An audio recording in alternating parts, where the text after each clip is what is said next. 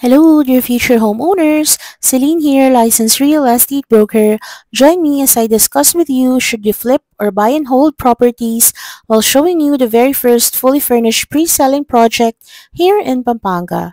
Flipping properties. So, ang gagawin is bibili ka ng pre-selling na property kasi mas mura tapos ibebenta mo rin ang bahay pagtapos na ito.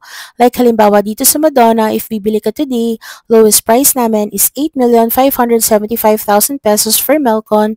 Tapos, i-cash mo, may extra 5% cash discount ka pa. So, after 20 to 24 months at tapos na ang bahay, ibibenta nila ito for a profit for 10 million or more dahil mataas ang capital value appreciation. So, for one property, kumita ka na ng almost 2 million, di ba?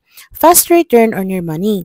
While on the other hand, if ipaparent mo naman ang bibilhin mong bahay, may monthly income ka na 45 to 50,000 dahil fully furnished na ang mga bahay natin dito. And in renting naman, ang kagandahan dito is every month may passive income ka while still owning the property. Kagaya ng ginawa namin sa bahay namin in Mawing Estate. How about you? If mag-i-invest ka in real estate, would you flip it out or rent it out? If interested with Madonna, just message us. Kokonti na lang ang ating units, so hurry and reserve now. And don't forget to follow us on our social media accounts.